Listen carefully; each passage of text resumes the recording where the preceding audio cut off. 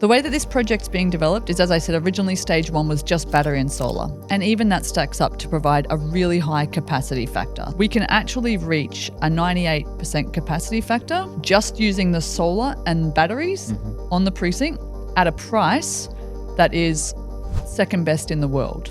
What we have been able to identify over those years that we've been progressing the development activities, permits and approvals for stage 1 is that their wind resource that we speculated was amazing in the Barkly region. We started doing our own monitoring, which confirmed that it's very good, maybe better than we expected. And when you include wind in that, you reduce the capital cost for the batteries, which means you actually bring down the cost of that delivered power. And collectively, Australia becomes this absolutely global player in like green energy trade and green tech. And I just think that is an opportunity that certainly wasn't in front of me when I was a child growing up in the territory. And it's something that, I spent a lot of hours of the day thinking about. The demand on a really hot wet season day when everyone's cranking their aircon is about 250 megawatts. And on a cold, dry season night when people are turning off their fans because they're getting pneumonia, it's like 56 megawatts. So we're bringing 100 times more power than what the demand would be on the Decus on a dry season night. Like there's these other farms that have been developed by Rimfire Energy and ENI, and there's like Larrakia Energy that are looking at building out projects. There's proposed renewable energy hubs that will be able to bring really cost competitive local supply into that market. And ultimately there will be downward price on pressure because you're introducing competition into the market. Australia is positioned to like go from, the little projects here to the big projects here, and the Northern Territory is the home of this like expanse of different renewable energy opportunities. And then the supply chains scale to support that, ultimately bringing down the cost of all of that infrastructure and the cost of power. Hey guys, I just wanted to say thank you to all of our viewers who have subscribed to the podcast. We've managed to improve our subscriber ratio that helps us with the algorithm. If you haven't yet subscribed, hit that button below to get the latest Next Gen North content. We hope you enjoyed this video. All right, well, let's get this show on the road. Jett Street, thanks for joining us on the Next Gen North podcast. Thank you for inviting me. So you're back for the second time in a couple of weeks. Full disclosure for our audience, we had Jett here previously. The first interview was so groundbreaking that we actually couldn't air it, so I'm back for version 2. Well, I know it's going to be just as good the second time around, but we really appreciate you taking the time out. I know you're probably very busy, so thank you for being here. Thank you for being generous with your praise. I'll start off with a fairly straightforward question. So you work for SunCable, obviously. Yep. You're the Director of Group Corporate Affairs, it says here on this page. Yep. Sounds like quite a job. Can you tell us a little bit, well, firstly about maybe what the SunCable itself is, and then maybe what your role is with the SunCable? Yeah, sure. So SunCable is an Australian energy company that was founded in 2018. So it's fairly new, and it was founded on the immense opportunity that Australia has to really define global energy trade. And that, for us, is based on this insatiable demand for renewable energy that's kind of coming down the pipeline. So the project was originally, this AA Powerlink project was conceived as a concept that could conceptualize that opportunity, but actually convert it to, sorry, I should start that again. I'm very sorry. That's okay. So the AA Powerlink project was conceptualized as a way to seize that opportunity. And what we envisaged at the time was that we would develop a multi-gigawatt generation precinct in the Barkly region with an overhead transmission line that would take that power to Singapore, where we know there was a very real demand for renewable electricity that we were able to satisfy. So we moved forward on developing that project, and that project's been under development for 5 years, but it's really transformed quite significantly during that time. So now the project contemplates including wind and solar resources from Central Australia, with an 800-kilometre overhead transmission line to bring that power to Darwin, where we plan on delivering up to 4 gigawatts of power, and then a subsea cable that goes to Singapore, where we plan to deliver 2 gigawatts of power. Right. So in terms of something like a geographical size, like what's the footprint?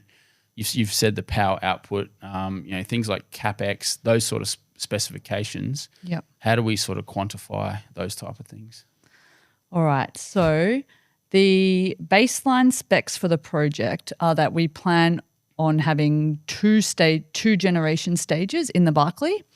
And at this point in time, we've developed stage 1. So we've got a really clear idea about what that footprint is.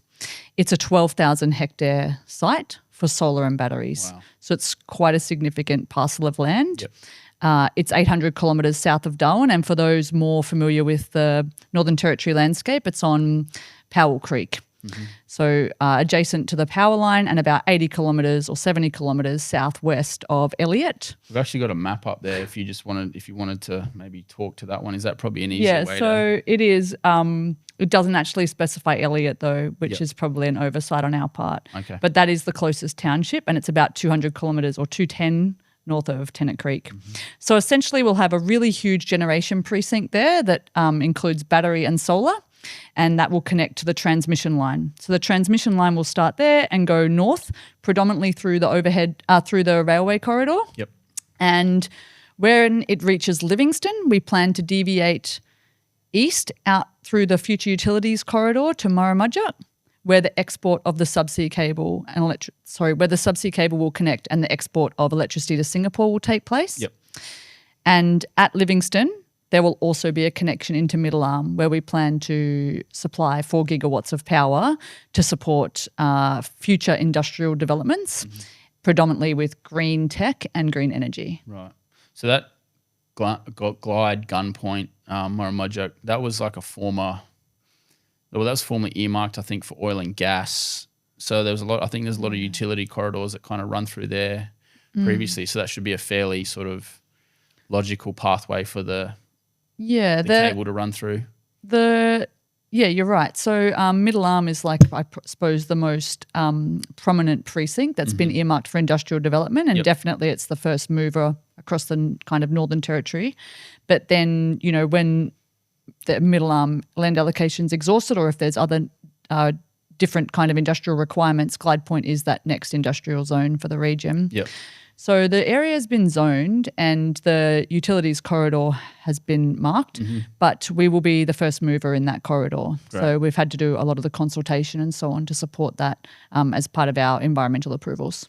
And in terms of who conceptualized the idea, where did it start? Because it's such a project of such massive scale that you've got to have pretty blue sky type of thinking to come up with even the idea for something like this. Yeah. Where did it start? So we have the history of this project is that there was 3 founders, 2 brothers called Mac and Fraser Thompson, and a man called David Griffin who conceived this project. And it was a combination of their expertise in kind of data centers, technology, strategy, and renewable energy that kind of merged to identify this project concept and prosecute it. At the time, Fraser Thompson was working in Singapore, so was acutely aware of the demand there for renewable electricity. And the Energy Market Authority in Singapore had commenced a tender process to procure 4 gigawatts of renewable electricity to support their energy transition goals. And as part of those energy market rules, and I'm very impressed with the Energy Market Authority in Singapore for their kind of strategic thinking here. But in order for them to have a really competitive energy market, there's a couple of pillars to it. It involves having diversity of energy type, also diversity of import region, so that you're maintaining resilience and diversity of supply that can withstand some of those different macro and microeconomic factors and other geopolitical factors. So built-in redundancy in case you lose power from Australia, you've got power coming in from somewhere else. And even hypothetically, say there was a moratorium on energy exports announced from one particular country, they're not solely dependent on that. Yep. So you get to withstand some of those other policy and political shifts as well. So on that basis, and knowing that they were chasing this 4 gigawatts of renewable demand, David Griffin and Mac and Fraser were able to identify that the Northern Territory was very proximate to the region, really. It's only I know people often talk about this, but it's, altogether 5,000 kilometres from the Barkly region. And, Melbourne is about the same distance away. So when you think about it in that sense, it's not like such an enormous distance. Right. And our renewable energy source in Australia is actually, I think, second to maybe one, if not the best in the world. And we've got huge parcels of land available. So when you combine those factors along with some different technological advances in high voltage cables, which we can talk through in a second, you suddenly have an opportunity to transmit that electricity over very long distances with minimal losses and for Australia to become a key trading partner for Singapore. So they commenced their engagement with the Energy Market Authority to prosecute that kind of be part of that tender. And that process has taken 4 years. And long story short, we actually got our conditional approval for import in October last year, which was one of the major milestones that the project's achieved in the last 12 months. It means that the Energy Market Authority in Singapore have assessed the project, and they have been absolutely extensive in their assessment. They would be. They're Singapore. And energy security is like very vital to the country. So they have determined that it's technically and commercially viable to import electricity from Singapore, which is an amazing tick of approval from them, and I think gives the market a lot of confidence in the fact that this project really stacks up. So, over the last few years, I would be absolutely filthy rich if I had even just like a cent for every time someone told me this project wouldn't work. But it really does take the time to get your approvals, your import licenses, to really debunk that skepticism. And it's nice to be racking up some of those achievements. And so why is the Territory such a good location for something like this, as opposed to, say, WA, that would probably have, I think, a lot of similar maybe geographical traits to it. Maybe it's proximate, to use your word, as well to Southeast Asia. How did the NT sort of beat out somewhere like WA that's really, in a lot of ways, its economy is flying. It's got a lot of mining projects and things like that that are underway at the moment. What made the NT such a good prospect in this space? So it was the quality of the solar resource in the Northern Territory. So I know that David Griffin had done some assessment across Northern Australia and really had identified that the Territory's a good spot. There's also quite a clear passage through the Northern Territory and through the Indonesian archipelago to Singapore. Western Australia is great, but I am from the Northern Territory, so I'm only going to talk about how good the Territory is. But there are other projects of the same kind of persuasion being developed over in Western Australia. And actually, one of them was the Asian Renewable Energy Hub, and that faced some obstacles with respect to its environmental approvals. Probably in about 2021, if I'm remembering the years correctly, and I get very hazy on this stuff.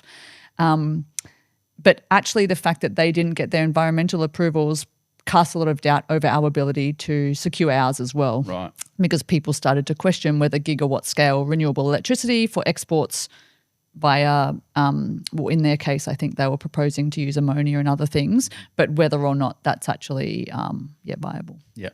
So on that, if I can just cite another amazing milestone that we've achieved this year. Please. After 4 years and, several hundred community consultations, and I really should know this, but it's like tens and tens of thousands of pages of environmental submissions. We have secured our EIS, so our key environmental approval from the Northern Territory EPA and also under the EPBC Act by the Commonwealth Government. So collectively that environmental approval covers all of the infrastructure for stage 1 of the project. So just that first stage of solar and battery, the overhead transmission line and the subsea cable about 1,000 kilometres out to the EEZ border with Indonesia. And at approximately 2,000 kilometres, that's the largest environmental action to have ever been approved in Australia's history. And it's also for a blueprint project. So definitely no small undertaking. And there's a couple more silver foxes in the office now that have been taking SunCable through that environmental approvals process over the last few years. And I say that very kindly and with all due respect to the wives of those people. Sure. So in terms of environmental approvals, I've got a few questions, but I think we'll probably get to that a bit later on. what I wanted to ask immediately was there were two significant backers early days for SunCable, pretty famous names, Twiggy, Forrest and Mike Cannon-Brookes. Yep. I understand it's now been reduced to one Billionaire. Yep. Can you just walk us through what that process was like, what happened there for those that don't know, and maybe how their, I don't know if ideological perspective is the right word, but you know how their sort of views on the project differed?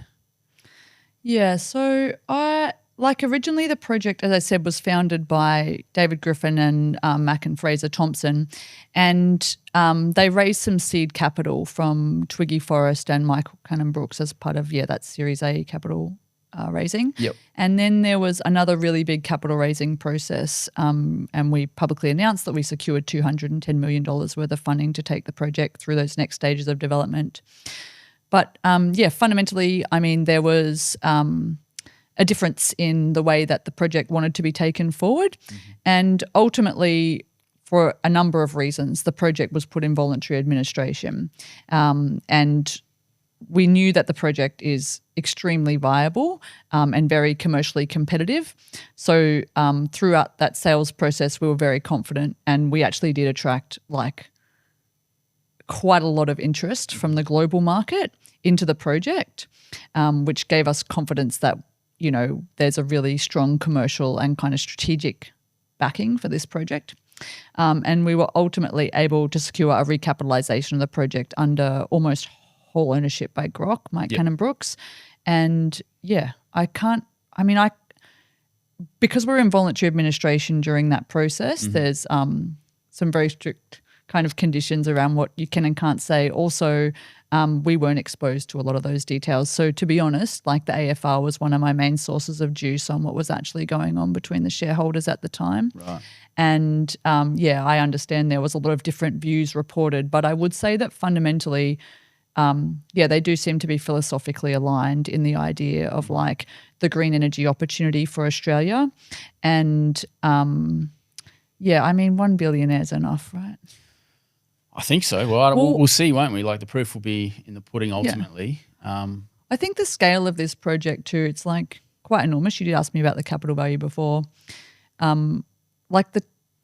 Publicly what we understand at this point is that it's a $40 billion capital spend to construct the project. That scale means that there's going to be a few billionaires in the tent, be that at an investor level or through the supply chain or as landowners or whatever the case may be. So there's definitely a lot of interest commercially and strategically in the project. Well, now that Mike Cannon-Brookes essentially won the bidding war, has that... This is all very dramatic language. Has that contributed in your mind to the certainty and the stability of the project? Was it maybe being pulled in multiple directions prior? Has it sort of helped you and your staff or? No. So fundamentally, we were always developed on the basis that we would export this 2 gigawatts worth of electricity to Darwin. And thank you for taking me down this rabbit hole. We'd take that 2 gigawatts to Singapore. Mm-hmm. But when I commenced in the project about 4 years ago, my role was predominantly to try and to do a few things, but the most exciting part of it to me was to try and find an offtake opportunity for around 200 to 800 megawatts of power. Okay. So at that stage, we were planning on delivering 3 gigawatts of power to the end user. Okay. So that's a gigawatt roughly to Darwin minus some losses and 2 gigawatts to Singapore.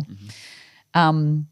And that is actually quite an enormous amount of power. So a gigawatt is the equivalent of both the LNG facilities, all the mining operations and all of the domestic consumption in the Northern Territory at the moment. And 200 megawatts is the equivalent of maybe a little less than INPEX or a bit more than Darwin LNG, which are some huge energy LNG export projects with high power consumption. Mm-hmm. So, I was hunting around and trying to build a portfolio of projects, and at the same time, the Northern Territory government and Commonwealth government collectively announced that they would really accelerate the development of Middle Arm as a sustainable industrial development precinct. So when you that was like quite an exciting proposition to the global market, particularly players that were interested in,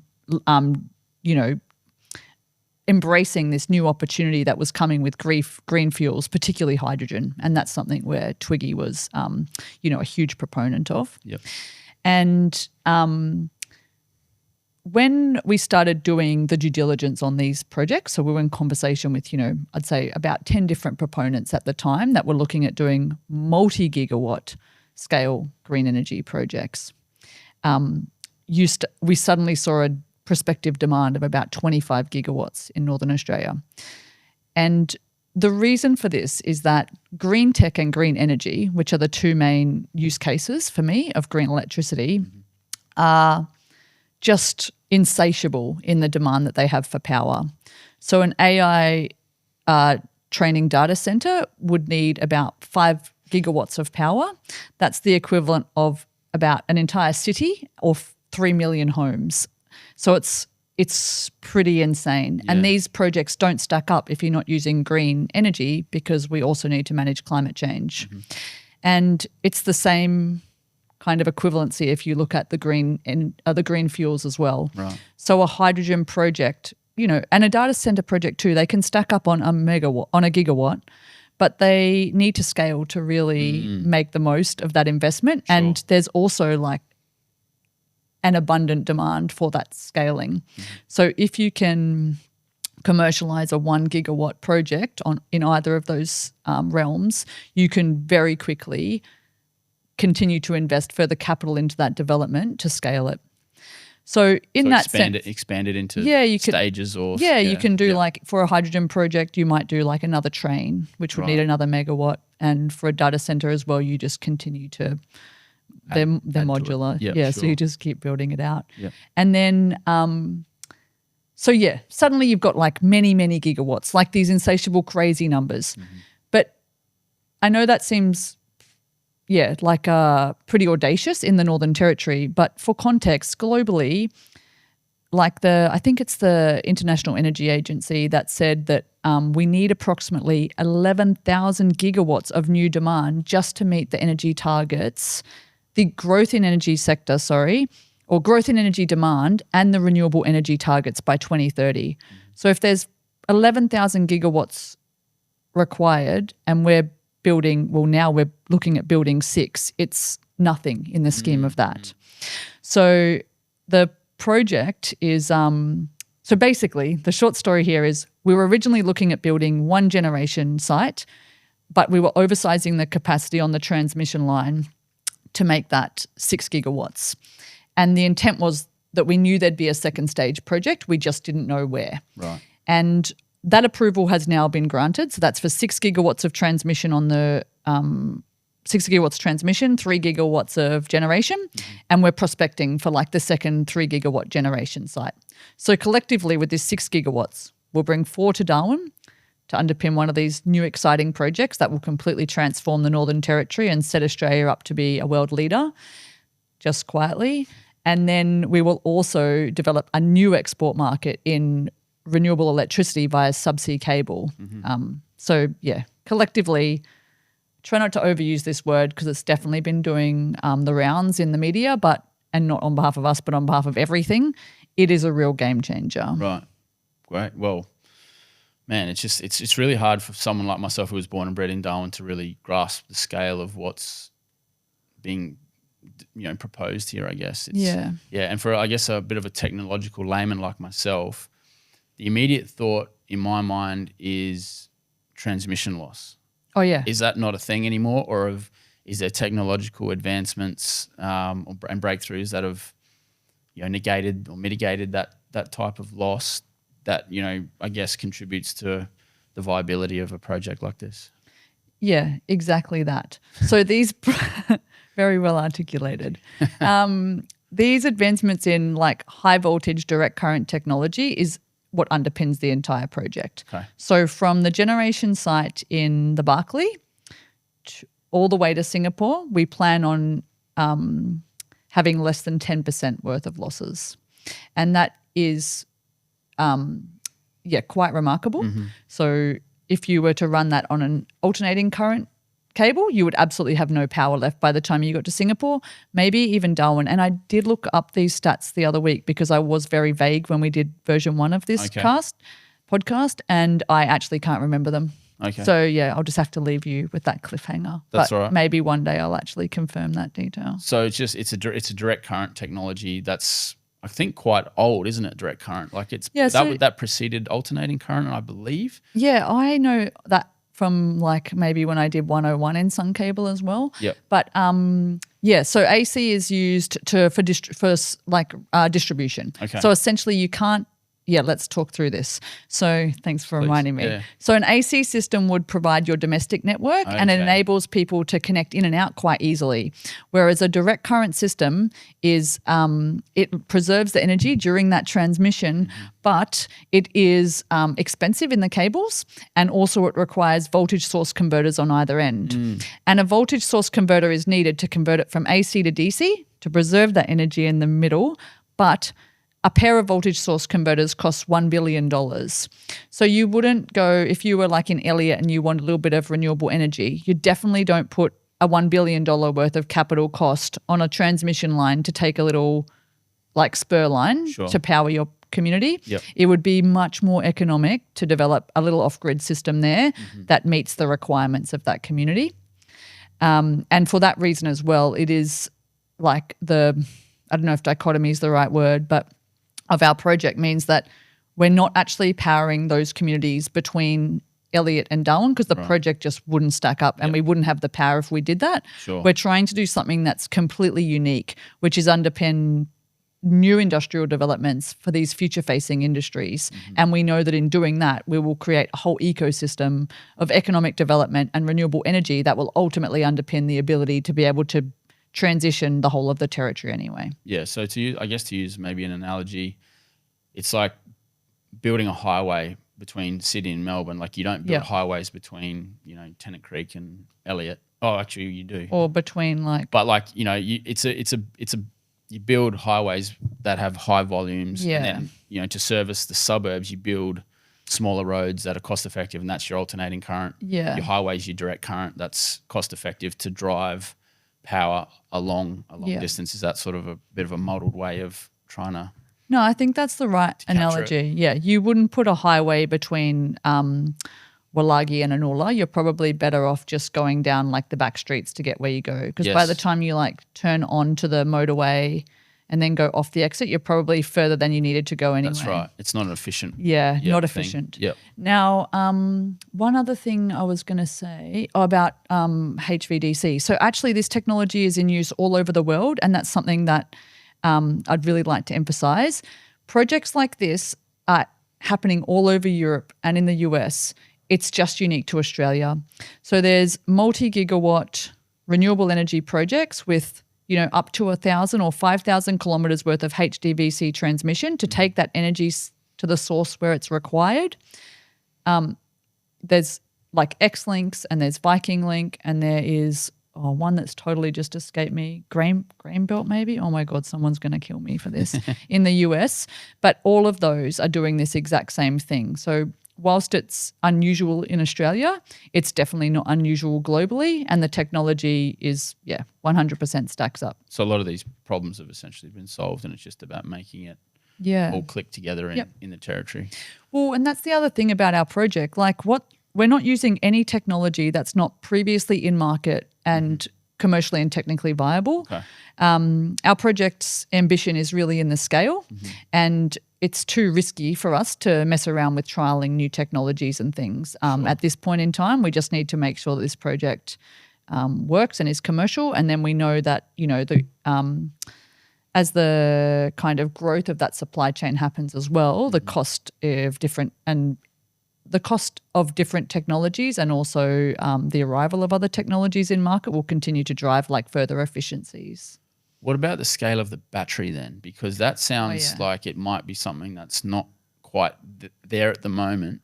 So just for example, we get connected up to Singapore, we've got all the power, the solar panels and the wind turbines, everything's in place.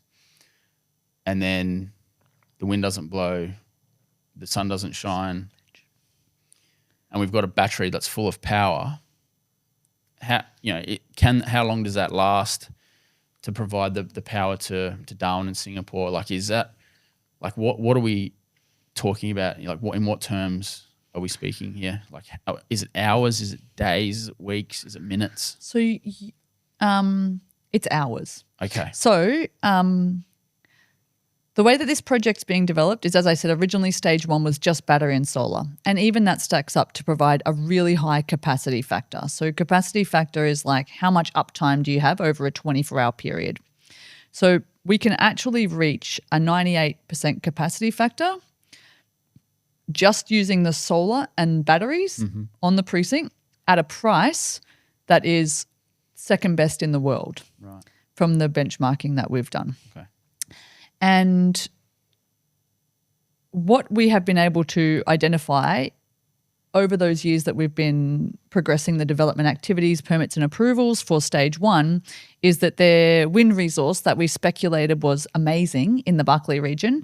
For those that live in and around that area or may have visited, I think the Barkly Breeze. In fact, you told me you have your own story about the Barkly Breeze. Yep. Well, the Barkly Breeze is very famous.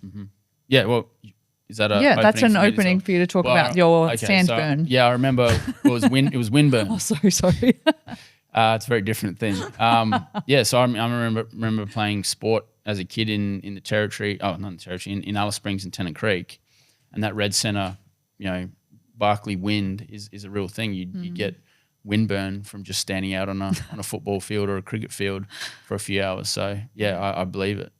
But I guess that it's important that you can capture that. And is it consistent enough that you can drive a wind turbine to power a battery and that type of thing? So let me elaborate. So we knew there was a good resource there. We started doing our own monitoring, which confirmed that it's very good, maybe better than we expected. With a wind project, you actually need several years of consistent data to take that resource to the bank because of the kind of factors that you mentioned where there can be variability in it. Solar resource isn't quite as variable. So, that's why we were able to move that component of the project forward. Plus, so how many sunny days, like for example, a year would they be expecting down in the Barkly? Like almost all of them. Yeah, right. It's crazy. So that's one of the reasons we're 800 kilometres south of Darwin is even when you look at, that map, we should actually exaggerate this on the map. But if you look at the topography, would that be the right word, of the map with colour? Yep. Yeah. I'm sure some meteorologists will be wanting to murder me when I walk down the street. But essentially you see just around Elliot is where the green of our country turns to brown, which I think is a really clear sign that there's not a lot of rain down there. So we're outside of that monsoon belt. Sure. The other thing that we've been able to identify is that the wind resource is highly complementary to the solar resource. It blows the strongest in the afternoon and overnight when the solar isn't blowing. We know what you mean. It's late. It's late in the afternoon. We know what you mean. Yeah. When the sun isn't shining. I did say we should have done this at 9 a.m. I'm categorically my worst after lunch. Good. We get it. So then essentially you've got this complementary resource which reduces your need for batteries. So this comes back to the original question. I did say originally we could get 98% uptime just from batteries and solar. Yeah. And when you include wind in that, you reduce the capital cost for the batteries, which means you actually bring down the cost of that delivered power, which I mentioned earlier is already, I think, second best in the world. So suddenly you introduce wind and you've got an even more globally competitive attraction. Yeah. Yeah. Yep. God, this podcast is just going to go downhill from here. It's all good. Anyway, the short story here is that Australia actually stands on the precipice of being able to deliver something really amazing, which is multiple gigawatt scale generation projects that could attract all of this new development to the Northern Territory. But time is of the essence because we were in discussion with some really kind of large household names about opportunities in Australia on energy and technology. And it's really important that we're able to move this development forward and that there aren't those obstacles to your regulatory approvals and your agreements because, I think if we stall, even just by 12 months, another country will come along and kind of swoop up that opportunity. Well, it's just moving that fast. Yeah, it's crazy. Yeah. Decisions get made on like a monthly basis. Unreal. I just have to ask another question about the environmental impact side of things. So you've obviously got all your approvals, which is a huge milestone. Yeah. But I think, was it 100? Oh, not all of them. So basically you get your environmental impact statement. And as I said, that's for the solar and battery. So we still need to do an EIS for the wind project. Right.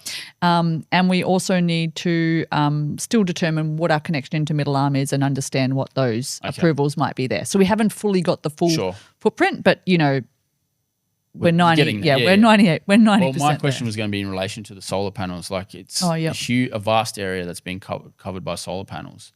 Yeah. Surely there's some environmental impacts there. How are they? What are they? How are they managed? Because I don't really understand a lot about solar panels and what goes in them, but I've heard that some places where they're manufactured, they have nasty elements like cadmium and things like that. And it's such a vast area that obviously there's implications for recycling, toxic waste, I think, leaching, all that sort of stuff.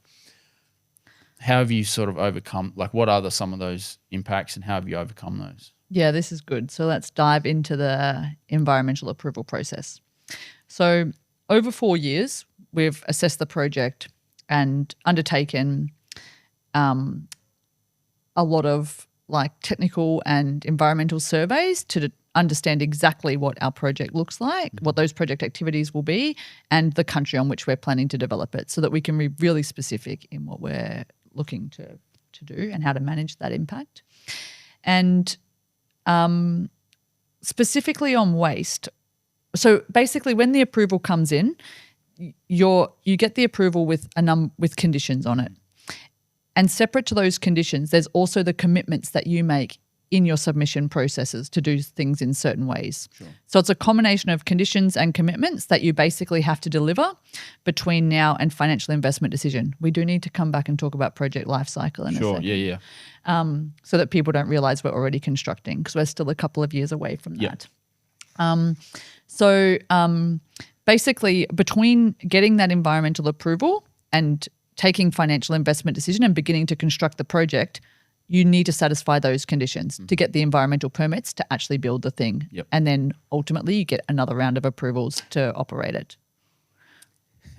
And then one of those conditions is an e-waste strategy. The challenge that we face is that you need to have, like it's a bit chicken and egg, like you need to have certainty over what your actual approved project is before you can really develop a clear strategy. And with e-waste as well, we know there's going to be so many advancements in that sector and across the technologies that it would be actually quite ridiculous for us to develop that strategy right now. Okay. So in the next couple of years, we'll work with the regulators and with different technology providers to really understand what that is. But getting an agreement with the regulator on that e-waste strategy will be a condition for us to move into the actual construction of the project. Wow, so it's like, and that's one of the I think tomorrow problem sort of thing. Is that how you sort of? No, it's not a tomorrow problem. Our guys are working on it already. So there's already an element of like high level thinking that goes into shaping that in order to get the condition. It's just about working on the details, like where does it go, how do we do this, blah blah.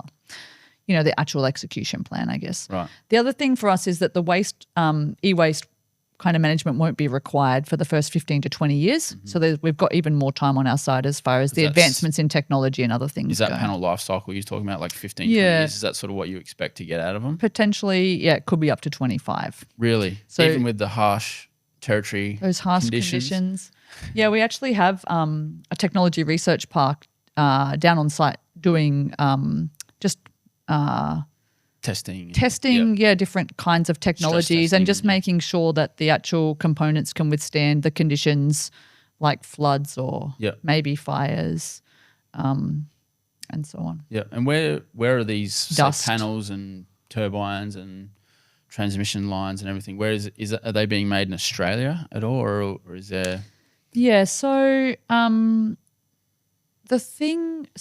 there will be like this. I can't overstate the opportunity that's going to exist for the supply chain in Australia. Okay.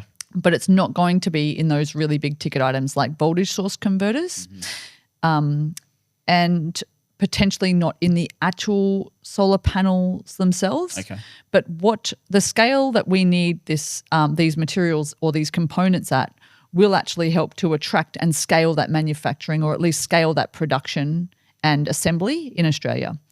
So when we start now working through our procurement strategy with those suppliers, we're definitely identifying those opportunities. Yep. And for existing technology in Australia, we could look to scale that. But as I said earlier, we wouldn't be looking to introduce like new technology. So it's not a chance for us to like innovate here. Yep. And that's because for us, like the real competitive advantage for the project is our core competency, which is delivering really low cost green electricity. And at a point where the industry is still fairly nascent, you definitely don't want to have extra costs in the supply chain that kind of compromise your ability to be globally competitive with your pricing. So where we see the huge opportunity for SunCable is threefold, really. So in the actual capital cost of the project, which I've mentioned is about $40 billion, we would be looking at spending $10 to $20 billion directly in the Northern Territory during the construction, and $20 billion during the first kind of 20 years of life of the project. So that's like an enormous economic injection for a jurisdiction that currently has an economy of $23 billion. And that money will go directly into employment and contracts and industry growth. Yep. So there's going to be just like an enormous swelling of the industry here. And then the really big game-changing opportunity that I've spoke about is this idea of using that electricity to fuel all these new different kinds of developments. So if we can use that power to attract, data centers and green energy projects, and I'd like to talk about green energy a little bit more after we do the project lifecycle. Sure. These green energy projects are multi-billion-dollar investments in themselves. Like, a data center is like $10 billion and a green energy project is, the same or more. And then you've got hundreds of skilled jobs that are required to run these projects. I mean, data centers obviously less after you finish the construction phase, but with the green energy projects, you definitely need hundreds of long-term, highly skilled professional roles, as well as a supply chain to suit whatever that particular industry is. Yeah, sure. So if that's, to dwell on that for a second, so hydrogen derivatives are the really big opportunity here. Okay. And basically, hydrogen in and of itself doesn't have a huge global market, but it's an amazing base fuel that can be further processed to create a whole lot of products that have an enormous demand between now and ever. Right. And so some of those are ammonia, which you can use in shipping, and there's an existing market for. Another is synthetic LNG. So as the world starts to transition off LNG and into more of your hydrogen-based fuels, they would look at a synthetic version. Right. And so hydrogen can be one of those. So is that less carbon intensive, is it? There's still carbon molecules in it, but you're fundamentally reducing your carbon footprint and allowing like the supply chain to mature around that carbon molecule. Okay. I'm getting really technical here. But basically what you're enabling is the growth of the renewable energy sector to bring down some of those prices and enable the scaling of your hydrogen compressors and other things, so that you're getting the economies of scale there to drive down the transition to full hydrogen-based fuels. Yep. And then another key one that I love is like e-fuels, and sustainable aviation fuel. So these are your fuels that basically transition from any of your diesels or, your aviation fuel. You can basically just blend them.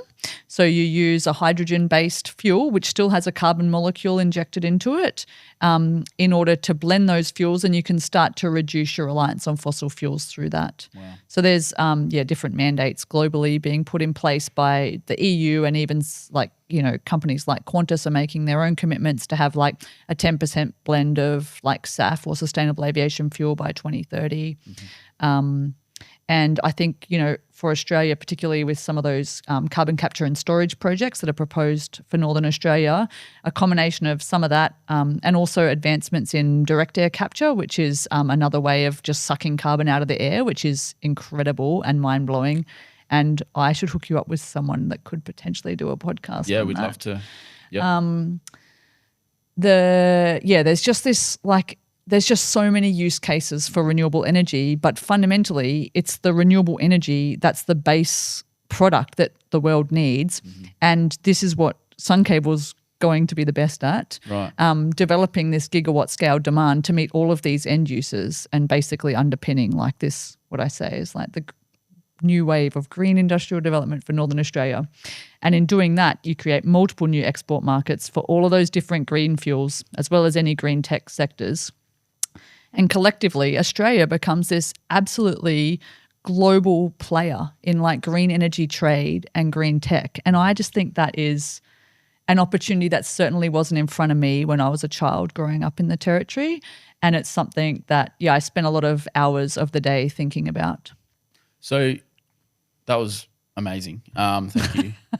So do you think then that humble old Australia can then become competitive, say, with a China? I mean, I know we don't have the manpower that a China has. Even just like forget all the sort of the advanced manufacturing side of it and the green side, but just like basic manufacturing, could that be brought back to Australia at a more fundamental level? It'd be good to capture everything, but could Australia start making white goods and things like that again, underpinned by this cheaper green energy? Because the more things we can make, I think the better our society will be. Is that sort of the potential here, like that type of 100%. Transformational? I need to caveat everything I say here with like these are mostly SunCable views, but also Jett's. Right. But the opportunity here is for you're absolutely right. Like there's definitely an opportunity to bring manufacturing back into Australia and to scale existing opportunities. Yep. But where we need to focus is where we have a competitive advantage, which is the cost of electricity. So sometimes it's like those manufacturing operations, it's more about the labor than the cost of power. Yep. As opposed to the cost of power. So if it's green steel or whatever it is, and the fundamental input into the operations or the cost of that product is power, then we're your guy. But if it's manpower, then I don't think Australia can stack up globally because there's regions that can do manpower cheaper. That's China. Yeah. Yeah. So that was sort of the basis of my question. I'm not throwing China just in there. Oh, many other regions. But I mean, because China is now such a dominant power in terms like an economic engine, it takes IP from everyone, and then it makes. I'm probably going to get cancelled. I can't get drawn on this. Yeah. But in essence, like they do use a lot of other IP from other countries. Yeah. And then they make it better. They package it and they make it cheaper because their labor costs are lower and they can come in at a much more cost competitive price, which wins the market share. Like it's a pretty simple sort of thing when you boil it down. So my comment is that China's pretty mesmerizing in their strategies. And with respect to where Australia can play in the global market, we can play with like green because like we have some of the best solar and wind resources in the world, and we can play with power input. Now, this demand globally is, as I mentioned, insatiable, and it's going to continue to increase. So what we want to do is just focus on like bringing all of that energy, green energy hungry development to Australia. Yep. So can you see things like maybe crypto mining and things like that becoming more competitive? Yep. In the Territory, 100%. Advanced manufacturing, all that sort of stuff is wrapped up in that bow. Yeah. So for something like crypto, like I understand like the energy requirements there are extensive, and what you need is you've got your energy requirements for a project which sit there, but in order for those projects to become sustainable long term, they need to transition off the fossil fuels as well. So you've got like an opportunity to kind of transition straight to that end game here in the Northern Territory with like this crazy amount of power as well as it being green. Yep. Okay. Just trying to process. Yep. Okay. If this Am I making sense? Yeah, that I makes actually sense. don't make sense to myself It just anymore. takes me a second sometimes to to process it. Look, when I speak to people, that's pretty standard. So if this project does succeed, is it potentially going to be a beacon that sort of shows the whole world that projects like at this scale can be done, and then that just becomes a pilot case for other places around the world with similar kind of geography, sunshine, that type of thing, to just, hey, let's follow the SunCable model and we can make it work. Yep, we can do that. So I always say it's a blueprint project. I've tried not to use that word today, but I don't know if I'm at 3 or 4 so far. But whilst I say that, because of the scale of what we're doing, as I mentioned, these kind of concepts like the X-Links in Morocco is planning to develop, I think it's a 3.6 gigawatt project with a 1,200 kilometre transmission line. Right. So just slightly inversed stats there. And that has already received like a significant amount of capital. We're actually taking FID and going under construction prior to us. And there's another one in the US that's like a 5 gigawatt transmission system. So we know for a fact this stuff can be done, and it's going to continue to become more commonplace. So I guess bringing it back home a bit more now, we're in a cost of living crisis in Australia at the moment, and I don't think people really, I mean, they care, but they care less about where their power comes from, and I think more about how much it costs. Is there any? I'd agree with. Is there any sentiment? Yeah. Is there any? I guess. What's the word I'm looking for? Is there any?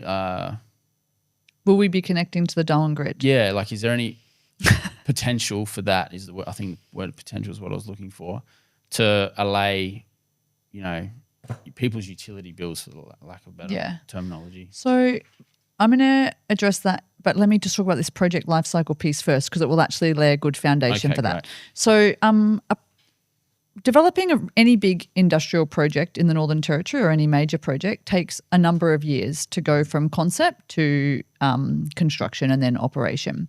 And for us, like, we have achieved some enormous milestones in the last 12 months with that conditional approval and the environmental impact approvals at a Northern Territory and federal level.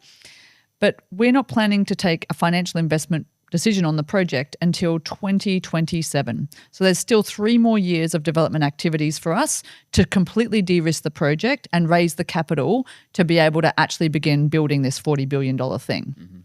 So the activities that are needed between now and then are satisfying all of those environmental conditions, as we mentioned. It's progressing all of your supply chain activities and your procurement.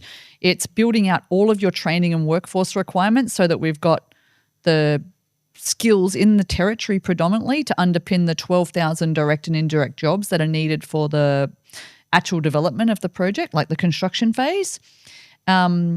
It's also maturing those commercial agreements for offtake. So where we're selling the power, we need to, move through letters of intent to your term sheets and binding term sheet negotiations. We need to secure our Indigenous land use agreements. So this project intercepts the country of 33 different traditional owner groups. It's quite extensive in its ability to have such a transformative effect on those different projects, on those different communities, and on the lives of those different families. Sure. So all of those agreements need to take place. And the other really big body of work that goes on is capital raising. So we need to go and talk to banks and investors and basically get $40-odd billion from the market. So that we can, and you line up all of those things, and then basically when everything's ready to go, you take final investment decision, you draw down on that capital, and you begin building the project. So that will take us a couple of years, and there's tons of work to do between now and then, which brings me to the rough timeline for the project. So basically in 27 we take FID. It's a 4-year construction program, and power doesn't come online in Darwin until 2032. Right. So that's actually 8 years away. And during that time, there are quite a number of other renewable energy projects that are already under development and are commissioning to provide that renewable energy supply into the Darwin grid. So it's not really a market that needs us, and also the amount of power they need is quite small. I did mention earlier that there was like a gigawatt of collective demand across the whole Northern Territory. Well, just for let's just talk about the Darwin-Katherine system. So that's all of the industrial users, so not the LNG projects at Middle Arm, but all of the industrial users, all of your like, construction companies and, painters, panel beaters and so on. Yep. And all of the domestic users in Darwin and Katherine, the demand on a really hot wet season day when everyone's cranking their aircon is about 250 megawatts. And on a cold, dry season night when people are turning off their fans because they're getting pneumonia, it's like 56 megawatts. So we're bringing in like actually, God, I am the word mass here. It's 100 times more power than that.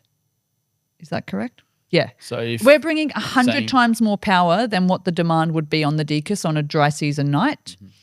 And actually our system is quite incompatible with that because the volume that we're bringing in is so big it would just blow up that system if we were to connect. It's not insurmountable. Like if there was a demand for that power on the network, we'll just have some step down infrastructure and the engineers will be like, oh, it's not that simple, but they can make it work. Yeah. And then we could connect. But the short story here is that, surprisingly, there's a long and short story. Like there's these other farms that have been developed by Rimfire Energy and ENI, and there's like Larrakia Energy that are looking at building out projects. There's proposed renewable energy hubs that will be able to bring really cost competitive local supply into that market. The market is the system here is already firmed, is already got gas supply as well. So you can bring that extra electricity in at a cheaper cost because they don't have to worry about being 24/7 and paying for like individually for their own batteries on their projects. Yep. So they can just use the, common use batteries that are being developed by TGen and others and, hopefully that will result in the renewable, well, it will result in the renewable energy targets being met by 2030. And ultimately there will be downward price on pressure because you're introducing competition into the market. And that's just the fundamentals of economics there. So if you've got all these projects going on, like developing renewable energy resource at different scales and closer to the Darwin market, that's amazing. But I don't want to come in and even compete with that. Like I want all of that to flourish. And what I want us to do is something that's unique and independent, something they can't do, which is attract this gigawatt scale green energy and green tech. Yeah. And then collectively, Australia is positioned to like go from, the little projects here to the big projects here. And the Northern Territory is the home of this like expanse of different renewable energy opportunities. And then the supply chains scale to support that, ultimately bringing down the cost of all of that infrastructure and the cost of power. So you said there was about a $40 billion CapEx approximately. Have you done any modelling on what this type of investment could unlock in say nominal terms for the territory? Like, do you know what? Yeah, so we're actually commissioning some new economic. No, we've done some. So we did some in 21, but it was done on a really different basis because at the time we didn't understand the multi-gigawatt opportunity in Darwin. Right. And I'd proposed as per like the cost benefit assessment that we would provide about 200 megawatts to like a new industry and maybe 200 megawatts to Jacana in the future or, the Decus and 200 megawatts maybe to decarbonise LNG. So that was the original basis for it. And now we know that there's this multi-gigawatt demand and we need to basically extrapolate all that data. But then even back then, so on a 800 megawatt odd, I know that maths really doesn't stack up because 3 times 200 is not 800.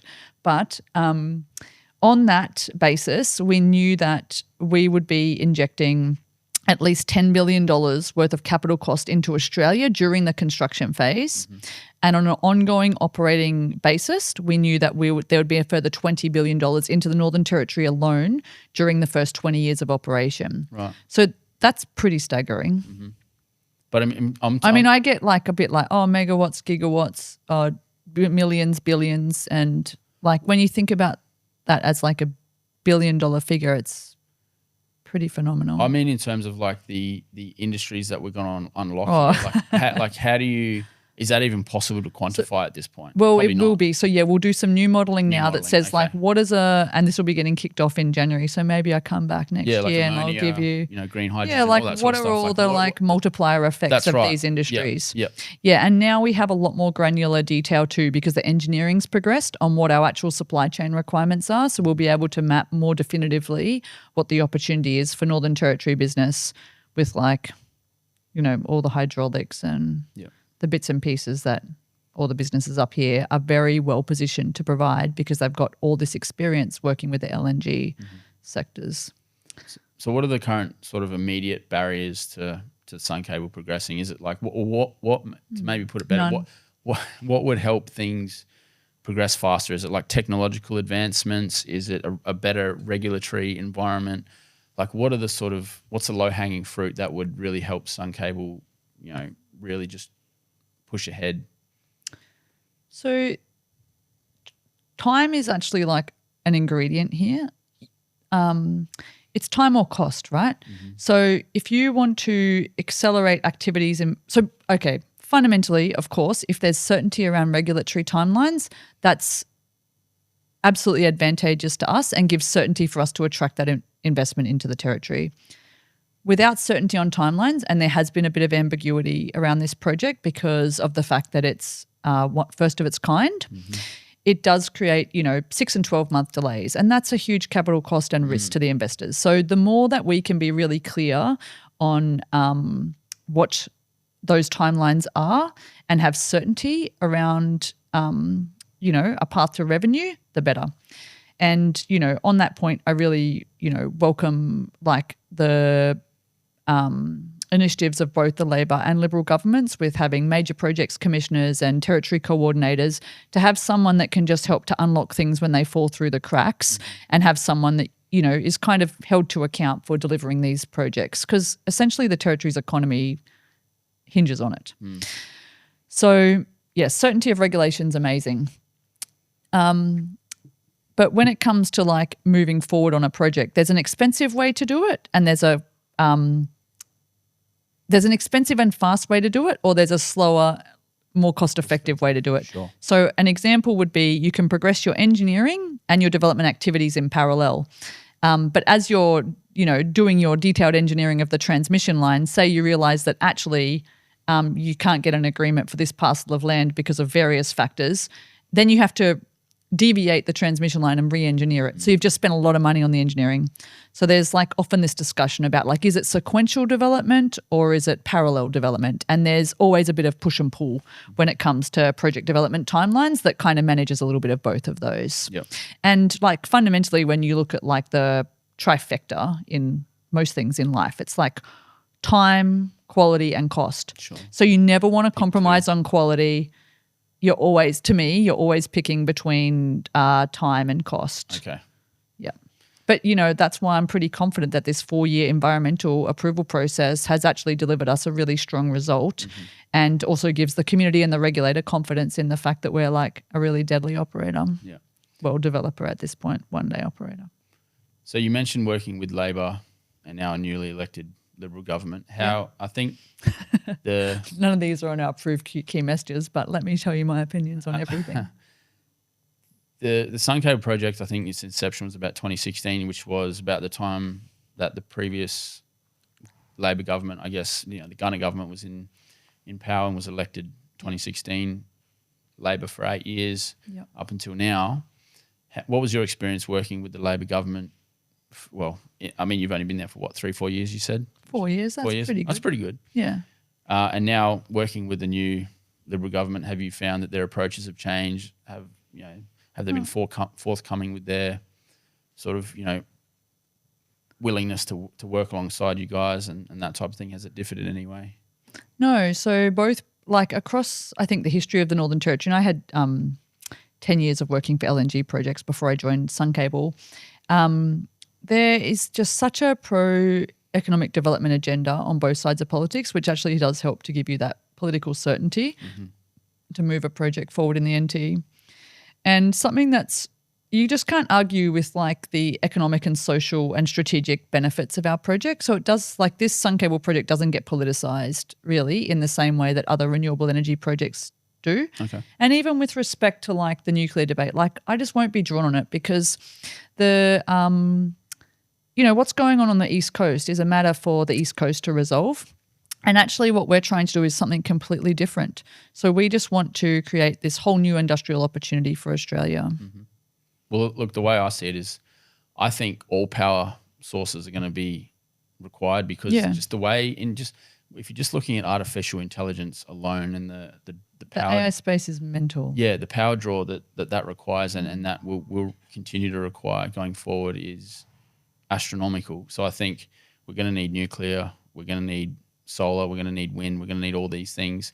We're probably going to need coal, and we're probably going to need gas. And I know you probably don't like hearing that. But that's just the way I don't mind. And I'm not trying to I don't have a position on partisan lines here. I just think that's unfortunately I think that's going to be our physical reality. The world needs energy. Yeah. And what we want to do, we're not trying to displace or any existing energy sources. What we're trying to do is underpin like growth sectors with green electricity because we know that's what the world needs. And to be honest, I really don't care about all that other noise in like the energy policy debate.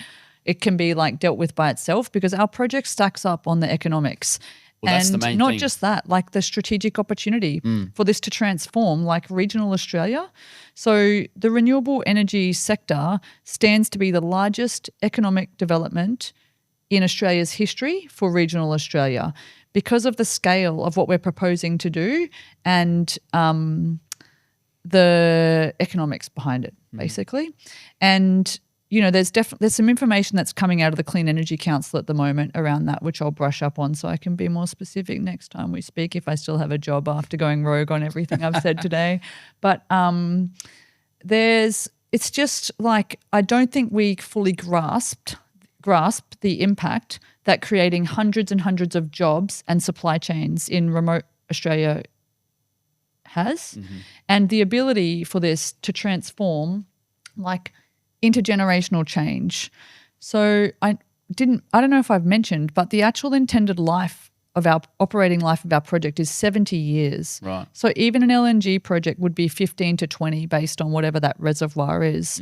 And so if you're guaranteeing 70 years of like constant jobs, employment, contracts and revenue flow back into those Indigenous communities, we're talking like hundreds of millions of dollars, billions actually, into really small pockets or like basically along our whole project footprint. But if you're thinking about that for the Northern Territory and thinking about the fact there could be multiple of these projects, that's where I say like we don't fully understand it. Like it just is a real game changer. Transformational. Well, look, I think it's fantastic because like I'm a free market guy. I just say let the best man or woman win. In a free and fair competitive market, if what you're saying is true and it stacks up economically, then I'd say Godspeed and best of luck. Thank you. Appreciate you coming in, Jett, again. That's okay. And hopefully we'll have you in again on the podcast another time. I actually have two questions for you. Okay. One is, and I'm sure if anyone's like watching this, they would notice that Stuart's wearing a Santa hat. So I wanted to know if you thought it was more important to be festive than to give this podcast currency on your platforms. More important? Yeah. Maybe it's just more of a timestamp, so people know that like it was Christmas, and they'll excuse the like maybe the slightly unhingedness of my conversations. I think it can be forgiven. But yeah, look, I just want everyone to enjoy holidays and Christmas. Have a happy and festive holiday season and stay safe. Yeah, because just for other people that may be watching this as the first podcast they've ever watched, Stuart wasn't wearing that hat last time. No, well it's getting close to Christmas now, isn't it? So I think we can let the hair down a little bit and enjoy a bit of Christmas cheer.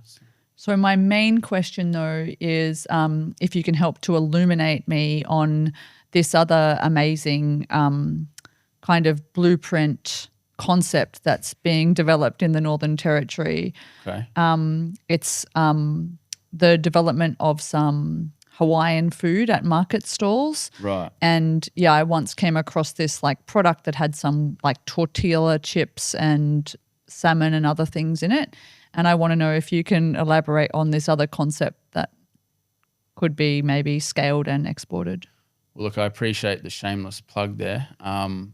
It's close. You're close. You're very close. It was wonton chips and it's yellowfin tuna. Just to clarify, Detail. but yeah. But yeah, look, that's my business. I have a small market stall at Mindle Beach selling Hawaiian food. For backstory, for those that don't know, I spent a lot of time in Hawaii, holidaying and living there as well, and just fell in love with the place and thought, wow, Darwin's a melting pot. I think it would appreciate Hawaiian cuisine, and I've tried to make it as authentic as possible. So, and it's quite delicious. I can testify that it was a very welcome addition to the Mindle Beach markets when I first discovered it, maybe 2 or 3 years ago. Yeah, we've been going for about 4 years now. Oh, 4, far out. Scary. Okay. It's just that is actually scary. Time's flown. So probably similar sort of amount of time you've been with SunCable. See all these new amazing things happening in the territory. Nothing's coincidence. It's all the divine. Anyway, Jett, thank you Merry Christmas for that, and really appreciate you taking time out of your busy schedule to be with us. Cheers. No worries. Bye. Thanks everyone. See you next time. Happy holidays.